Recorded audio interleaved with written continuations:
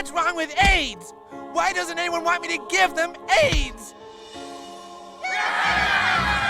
There he is, beating that dead horse. Get him! Are you ready? Fantasy football is here. If you don't like it, you're probably queer. It's the greatest league to ever exist. If you don't like it, you need a fist. Shut up and watch. It's about to begin. Found out this week who's gonna win in the LEGTV, the League of Extraordinary Genitals. It's the LEGTV, the League of Extraordinary Genitals. It's the LEG. It's fantasy football time.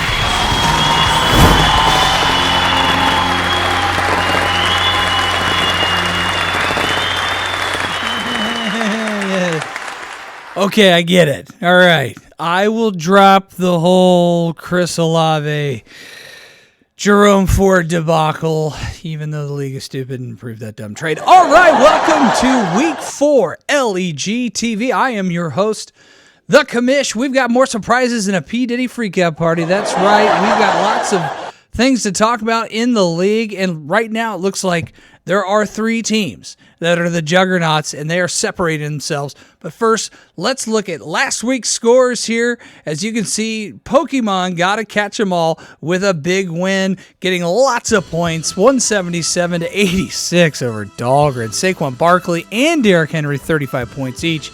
Amon-Ra with 21, and Ramondre Stevenson with negative 0.8 points. Mark Andrews, 0. Nickel to Nickel gets the win over Modelo Virus, 180-160. Dak with 35. Kyron Williams with a nice game. Jaden Daniels, Jamar Chase showed up. I tell you what, Jabel was right about Jaden Daniels. Dak Street Boys got a big win over Working from Mahomes. Thanks a lot to Juwan Jennings. Juwan, 51 points and 30 from Lamar. Not too much from Goff and Madison for Barris. Boom, there's the flavor. Goes down to Pretty Little Liars. Joe Burrow showed up, and Zach Moss pitched in there on the Bengals. Cole Kmet, 25 points. Not a lot from the Bengals or Arizona Cardinals trios. Trey McBride is hurt. Fields of Gold goes down big time. Didn't work out too well for Stroud and Nico. Justin Jefferson was okay, but Josh Allen, 42 points. Unbelievable. And on Roger Goodell, 166, beats Plow by 2 points. Oh, what a great game that was. Oh, my goodness. Plow lost, and that's not the stats he was supposed to have. I guess I didn't update the players there. But it doesn't matter because Plow lost, and that's really all I care about. So, lots of injuries going on. Lots of weird things. Mick said it best. The NFL is drunk. What is going on? Players like Sam Darnold and Jaden Daniels are leading the league. Juwan Jennings. I mean, it's insane. Cole Kmet. What is going on? It's incredidible. But what we do know what's going on is there are 3 undefeated teams and only one. It depends. One of them is going to go down this week as 2 undefeated teams play each other. So that's, of course, going to be my game of the week. So without further ado, let's dive into the Week 4 matchups. We've got, again, like I said, some very pivotal games. Like, how about this one? Shockingly, it's the Commish, myself, Pokemon, got to catch them all, taking on Nick Shook, who is favored to win this week. That's right, lowly Nick Shook is favored to take down the 3-0 in second place. Pokemon got to catch it all. Now, Yahoo is constantly just wrong in its projections, and my team's been over-projecting consistently for the last 3 weeks, and Nick's has been underperforming for the last 3 weeks, but it is what it is. So let's look at the lineups here. We got a little different graphics since the last one was so hard to read. Now, as we see at Pokemon's Got to Catch It All, the current projections and the lineup, it is all about the 4 Horsemen of the Apocalypse. That's Jalen Hurts. That's Amon-Ra St. Brown, Derrick Henry, Saquon Barkley. Oh, my goodness. It's and Derrick Henry. I mean, it's just ridiculous. Both Derrick Henry and Saquon Barkley, Saquon's number 1 and Derrick Henry's number 3 overall in all running backs. Those top 4 are the key. We got Chris Godwin there, also as the wide receiver, who has been the stud in Tampa Bay for Baker Mayfield in the slot, getting more targets than Mike Evans and more points and more touchdowns. He scored a touchdown every game this season. he's pulling a Mike Evans. There's Brock Bowers in the tight end position in a season where there's not a lot of production out of that spot, especially from all the top drafted. I'm talking about Kelsey, Laporta, Andrews, you name it. That is a very key position, and Brock Bowers has been pretty consistent. Now he's banged up a little, but hopefully he has a rebound against Cleveland. And in the flex this week, not Deontay Johnson, which I wish I started last week, but George Pickens is getting the start because why? He's playing the lowly Colts offense. So what is the key for Pokemon Gotta Catch It All? Well, out of a stacked lineup like that, I think it's the flex. I think it's Pickens. He has to have at least a 12 to 15 point game to kind of outpace the Nick Shook onslaught. I couldn't even say that without laughing. But, I mean, Shook's got a good roster this week. But I just think that's going to be the key to see how will he do against that Colts secondary, which is just Swiss cheese. Will they run it? Probably. Najee Harris will probably run all over the place on the Colts. Speaking of Najee Harris, let's go over to Nick Shook's team, which is why he's favored to score so many points, is because he is starting Najee Harris in the flex there at running back. Actually, well, this is not up to date. He did move him to the running back position. There we have C.J. Stroud and the Nico Collins combination that really hasn't been that great for him this season. They're looking to get things going. You know, Nico's starting to pick up a little bit, but C.J. not so much. Instead, in the flex, he's starting Christian Kirk. So this is brand new, live, up to date, starting Christian Kirk in the flex. And Jordan Mason, my goodness, what a season he's having. He has been phenomenal. And Justin Jefferson is QB proof. He will produce with whoever is throwing the ball. And Sam Darnold is throwing darts out there. Now, I hate to say it, but this is probably going to be a closer game than I want it to be. And Shook's key to beating me is a big game from Najee Harris going up against the Colts. That's right. I'm dogging on you, Colts, because your poor GM couldn't build a roster for you, and you've just been drowning and barely keeping your head above water in mediocrity. And that's really going to be my key to Shook winning this week. But I don't know if I want to call him the winner. Just something Shook might happen. I mean, he is projected to win by 3 points. But I think I'm gonna take me this week. That's right. I'm taking me. So technically, is it an upset? Upset alert. There we go. All right, moving on. This is the game of the week. The number 1 and number 3 ranked team, both undefeated, Dan Nickel versus Joe Murdoch in a clash of the Titans. Already, we've got a juicy matchup in this early part of the season. Both teams look like they are playoff bound. Both teams are stacked. Both teams play each other, and one of them's going to go down. Let's look at Dan Nickel's roster. He's got Dak Prescott playing there against the Giants right now on Thursday night as I am reading the lineups as I'm recording this right now on a Thursday night. Man, poor Dan. Tyreek Hill. I'm dropping him from a wide receiver 1 to a 4 without Tua. It is just full-blown panic mode. What's he going to do? I mean, you almost have to start him. I just don't understand. That is a huge punch to the gut for Dan.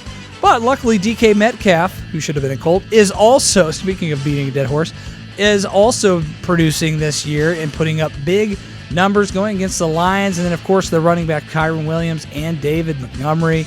Montgomery has been solid. Again, he came through last week. Just like I said, that's what he needed to get the win. 23 points last week. I don't like the Tyler Conklin play. That's his weak spot, is tight end. Now, he did show up last week, though. 14 points. I mean, he only had 3 points the first 2 weeks. But that was a good output. Hopefully you get more of that. But T. Higgins in the flex going up against Carolina. T. Higgins now back from injury. You know, I said David Montgomery last week. I really need to see something from Tyreek Hill. Tyreek Hill is going to be huge. Is he just going to kind of be forgotten and not get the ball? I mean, 6 points, 7 points. Those are not Tyreek Hill numbers. 28 points, yes, which is what he scored in the first week after he got arrested. He needs Tyreek Hill. Just like throw a 2-yard out route, you know, or a quick bubble screen. That's all he needs. And he can produce and just dart down the field. He's a cheetah. He's a cheetah after all. All right. Let's go over to Joe Murdoch's team. Joe also has a very stacked roster, starting with the number 1 overall point scorer, Josh Allen. He has been phenomenal. He's going against the Baltimore Ravens defense on Sunday night. Projected to score 24 points. Another stud that looks like is going to be a wide receiver 1. Probably, I would take Rashee Rice over Tyreek Hill right now. That's how bad it is in Miami. I mean, the guys put up 20, 18, and 31 on this young season. Rashee Rice is the number 1 alpha dog in Kansas City, Patrick Mahomes' favorite target. Clearly not Travis Kelce. Oh, and look, there's Chris Olave going against the Falcons. He usually does well against the Falcons. Chris Olave, 21 points last week. Not surprised there. Jonathan Taylor. This is going to be very important for Joe. Josh Jacobs there in Minnesota. He's kind of hit or miss. You know, he only scored 5 points last week. I don't know if he's going to trail off or that was a fluke. But Joe's really only his weakness is tight end at Dalton Kincaid, another high prospect drafted tight end that is not panning out. Not one of Josh Allen's favorite targets. This is really his only weakness. I mean, look in the flex. He's starting Alvin Kamara? Are you kidding me?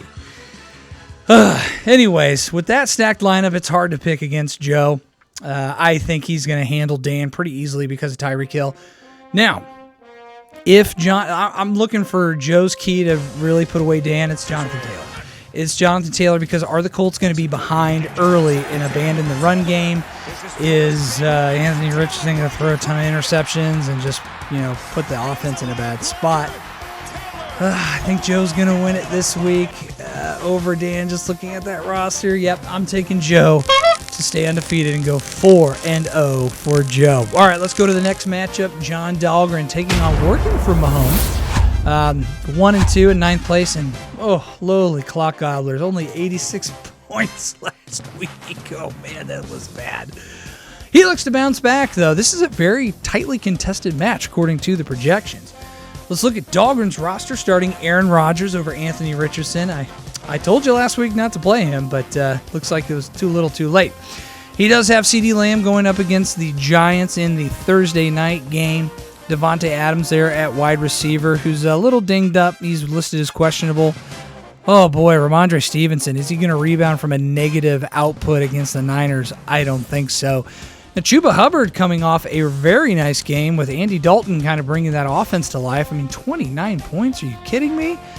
That's a pretty good output for him. Mark Andrews, he has been a dud so far. And Khalil Shakir, I do like that in the flex. That is clearly Josh Allen's most consistent target. 13, 10, and 19. That's been the last 3 games for him. My key for Dahlgren, if he's going to win this one, he needs big performance from the one, the only, Aaron Rodgers. That's right. Get your Hiawassee tea out.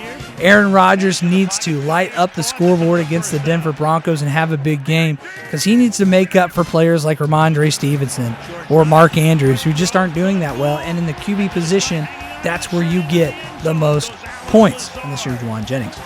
Let's go over to Working for Mahomes' team. Another pretty solid roster. Looks like, he is projected to make it a close game right now. Live, he's projected to win since I guess the Cowboys aren't really doing anything against the Giants. This is going to be a great game. I can feel it. This is going to be like a 13-10 game. I just know it. Jared Goff at QB. It could be worse. Mike Evans there again. I just talked about Chris Godwin is the stud there. Mike Evans had that one game against the Redskins, 23 points, and has been kind of missing ever since. But also Zay Flowers has been a nice play. Now James Conner. Let's talk about James Conner. A total dud against the Lions, only 3.5 points. I look for him to rebound though this week against Washington. And then Andre Madison in Las Vegas, not even the number 1 back there, but 13 points last week. He's been kind of hit or miss, up and down for him. That's a risky play. Travis Kelce has done nothing. Jalen Reed, that's a good play in the flex, but again, Jalen Reed is very dependent on who's throwing the ball. Only 15 points last 2 weeks after that 35-point game in week 1. Again, for Barris, you need Travis Kelce. You need old Kelce. You need pre-Swift Kelce. Or else it is Coitons for Mr. Barris. And you know what? Just the way this season's going, I think Dahlgren is going to lose and go to 0-4. I'm taking Barris to win it this week. I like Bears in a tightly contested game, but it's really going to be because of this awful Thursday night football game. And I think Travis Kelce has sort of a bounce-back game. He's bound. I mean, he has to. All right, let's go to another matchup that's very closely projected. That's Austin Stoll's Dak Street Boys taking on Abalash Reddy's Pretty Little Liars. This is also, again, another projected 136 or 135, very close. Lamar Jackson at QB. I mean, yeah, last year's MVP. That's a great thing to have on your team for Austin there. DJ Moore, though, he's been pretty consistent for the Bears, which I was surprised, given that Caleb Williams is kind of just meh. Now, Tank Dell, what's going on with Tank Dell? He did not practice. Now, at the time of this recording, he is not suited up, and there's a big old fat 0 for his projections, which is why it's projected to be so close. I do like Bijan Robinson there. I think he does have a good game. He's been pretty solid. You know, he's 16 the first 2 games, 13 last game. I think he's going to be just right around there, like 15 points against New Orleans Saints. Tony Pollard, that was, man, what a surprise he's been. For the first 2 weeks anyways. Not a great game against the Packers. But I think he also kind of does exactly what the projection does. I think he gets about 10 to 11 points against Miami because they're probably not going to have to throw that much against the Dolphins. That Dolphins team is just so bad. George Kittle, tight end. I don't think he's going to play. He's listed as questionable. I really don't think he's going to play this week, Austin. So you're going to have to dig to the bench there. Who's your backup? Mike Gesicki? Oh, boy. Okay. Tough going there. But Juwan Jennings, I mean, 51 points last week. The top waiver addition. If you didn't have him last week, you know, everyone's grabbed him now. But obviously he's not going to have a 50-point game. But where I really need to see a big output, I'm going to say Bijan Robinson. I would like to see him have and just go over that projected amount, not get the 15 to 16 like he's always projected to get, but get in the 20s, the 25s. I think that will solidify himself a win because he's clearly going to have to sub somebody in for Tank Dell, probably Alan Lazard or Quentin Johnson. That would be a nice play. Let's go over to Abby's team. Abby apparently is back in civilization. He's starting Joe Burrow, who had a pretty good game last week. Michael Pittman, boy, I'm telling you guys, abandon all Colts receivers.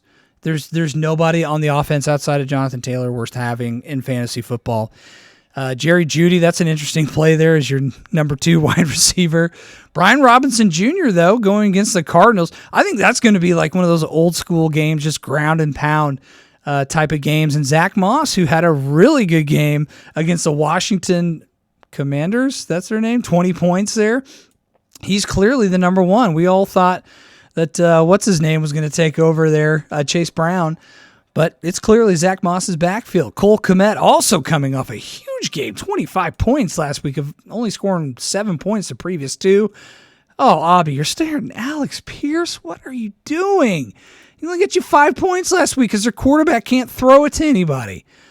Oh, anyways, I digress. I think Austin finds some substitutions. And I think he wins. I don't like Abby's receivers. You got too many Colts receivers. You have 2 of them, and that's too many. So I'm taking Austin Stoll to win this week. Let's go to Mick Barton versus Rocky Bitches. Another closely contested game. There is a live projection just because he's got a defensive player. But Plow is giving the nod to beat Mick this week. Let's see the rosters. Let's check out Mick, what he's running with this week. Of course, he's going with the Arizona Cardinals, but Trey McBride is hurt. So he's not going to have Trey McBride. Who does he have? Hunter Henry.